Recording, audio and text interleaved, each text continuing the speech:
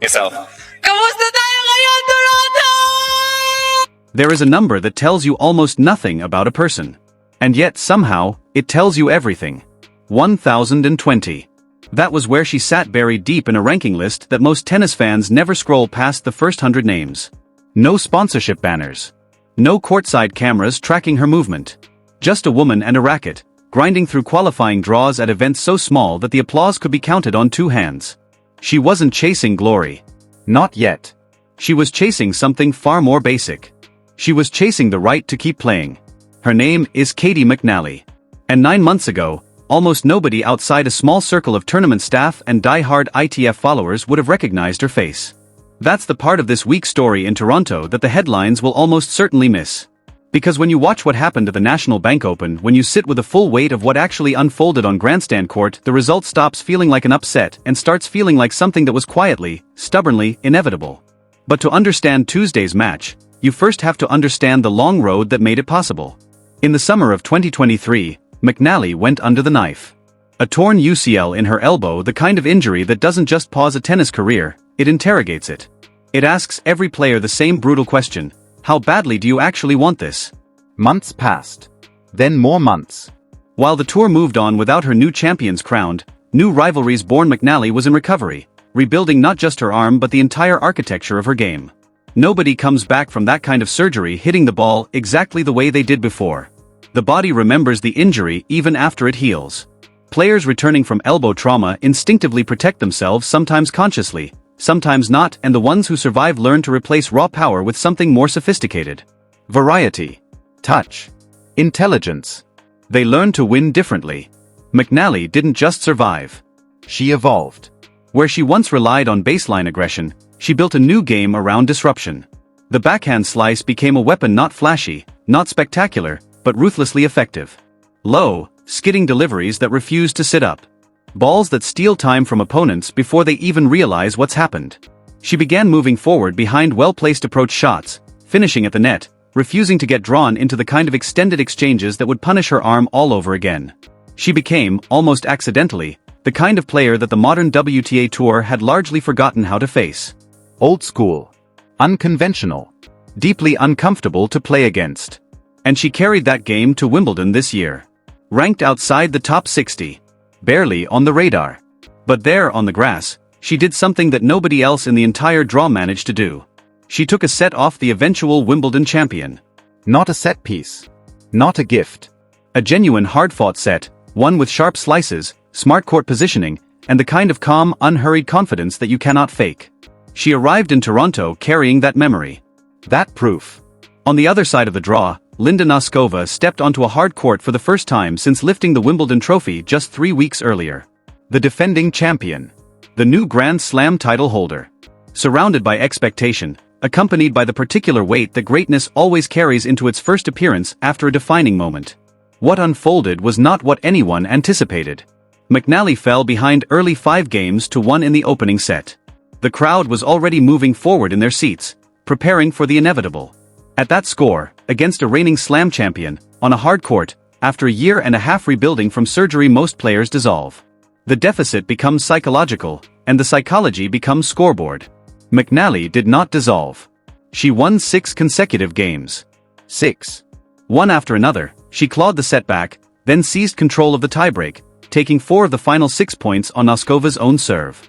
It was the kind of comeback that changes the atmosphere of a match entirely, that quiet, collective shift in the crowd when they realize the person they expected to lose has no intention of losing. But here is the part that matters most, the detail that reveals who McNally actually is at this stage of her career. After one of the most emotionally exhausting sets imaginable, after rallying from 5-1 against a Grand Slam champion, after burning through reserves of nerve and concentration that most players wouldn't have left, she didn't fade. She accelerated. The second set was almost clinical. 6-1. Noscova's first serve percentage collapsed. Her movement became strained. Her composure, that composure that had carried her through a Wimbledon fortnight, quietly came apart. McNally completed the upset with authority. Not survival. Authority. Now, sitting across the draw, watching all of this unfold, is Eala. And her route to the third round told a story of its own. Wednesday morning, Eala faced Alicia Parks, a match loaded with narrative weight. Parks had beaten her at the Australian Open just months earlier, 6-3, 6-2, and there are certain scorelines a competitor never quite forgets. The rematch arrived with that history stitched into every point. Eala handled the first set beautifully. Dominant. Sharp. 6-1. The depth from her baseline was exceptional, her positioning through the center of the court was controlled, and her forehand carried the same heavy, confident weight that had delivered her the DC Open title just 2 weeks prior. Then the second set began. Parks found something. She started taking the ball earlier, flattening out her ground strokes, removing the time that Eala's game depends on to function at its highest level. The results were subtle, not catastrophic, but visible to anyone watching closely. Eala's preparation became slightly rushed. Her contact point drifted a fraction closer to her body. Her footwork, usually so precise, lost a sliver of its sharpness. Parks broke serve and took the set 6-4, and a match that had looked entirely controlled became a genuine contest. To her credit, Eala steadied herself and closed out the third set 6-2. The win was real. The quality, at her best, was undeniable. But that second set was not nothing. It was a blueprint. And the player waiting on Saturday has already demonstrated, more than once this season, exactly the kind of game that makes Eala's timing go slightly sideways. This is where the matchup becomes genuinely fascinating. Because the challenge Parks presented and the challenge McNally presents are not the same challenge. Parks took time away with pace-fast, flat ground strokes that compressed Eala's preparation window. That's a speed problem. It's difficult, but it's a familiar difficulty. Players at the top of the game train to solve it. McNally presents something different. She takes time away without pace. Low slices that skid through the court and stay frustratingly below the comfortable strike zone. Shifting tempos. Net approaches that force decisions at moments Eala won't have predicted. An overall pattern that constantly denies the ball. Eala wants the heavy, pacey incoming shot she can redirect and load her forehand off. You cannot return what isn't there. There is a historical echo here worth pausing on.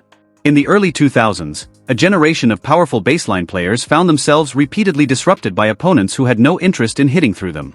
Justine Henin built much of her career on precisely this philosophy: a backhand slice that many underestimated, a willingness to mix speeds, a refusal to let power players find the rhythm they craved. The result was a style of tennis that looked conservative on the surface but functioned like a systematic dismantling. McNally, whether by design or by adaptation, has arrived at something similar. She plays a style that has largely vanished from the modern women's tour. And the players who thrive on the current high-spin, first-strike baseline game have had very few opportunities to practice defending against it. That is not nostalgia. That is a concrete tactical problem. There is one more variable in this matchup that many previews will quietly ignore. The psychological dimension. On the surface, recovery time favors Eala. She came through 3 sets against Parks in a relatively composed morning match, while McNally spent nearly 3 hours in an emotionally brutal battle, rallying from a 5-1 deficit against the reigning Wimbledon champion. Physically spent. Mentally tested at levels very few players experience. But both matches were on Wednesday. The third round isn't until Saturday. That is 2 full recovery days for both players. Muscle soreness fades. Lactate clears. Sleep and nutrition do their work. What doesn't fade as quickly, what sometimes doesn't fade at all, is confidence. And McNally walks into Saturday carrying a weight of belief that is genuinely different from anything she's felt since before her surgery. She has now beaten a player who won Wimbledon 3 weeks ago. In a comeback. Convincingly. On hard courts. That is not a small thing to carry. Meanwhile, Eala arrives knowing that her game showed a crack.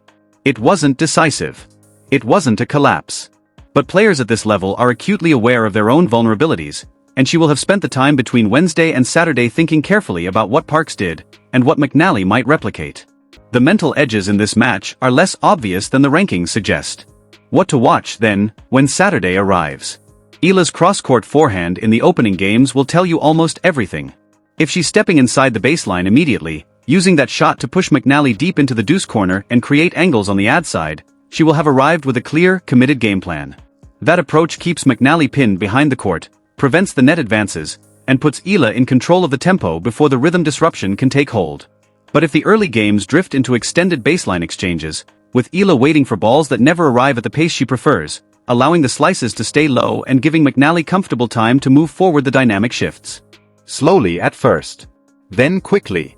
The biggest danger for Eala in this match is not losing a point. It's impatience. The temptation to force the issue, to reach for a winner-one exchange too early, to resist the grinding patience that McNally's game demands from opponents. building points with deliberate construction, accepting that some rallies will be slow and uncomfortable before they become winnable, that discipline matters as much as any technical adjustment she makes. Hesitation, against a player who mixes pace this skillfully, costs more than a poor shot. The moment Eala starts second-guessing between a wide kick serve and a flat delivery down the tee, she'll find herself perpetually half a step behind the rally. That is exactly the foothold Parks found in the second set, and McNally will be looking for the same opening. For all of that, Eala remains the slight favorite. Not because of rankings. Not because of recent results, though those are real. But because over the past 3 months, she has repeatedly demonstrated something that is genuinely rare in professional tennis: the ability to identify what's going wrong during a match, adjust, and raise her level when the pressure is highest. She showed that again on Wednesday, even if the performance was imperfect. She found a way through. If she carries that adaptability into Saturday, she likely finds a way through again. But she will not find it easily. And she will not find it quickly. What she will find on the other side of the net is a player who spent 18 months in recovery learning something far more valuable than how to hit a tennis ball.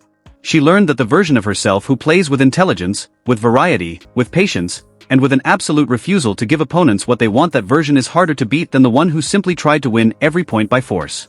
Caty McNally arrived in Toronto ranked outside the top 60. She left Wednesday's match with something much harder to quantify than a ranking point. Saturday will tell us how far that journey still has to go.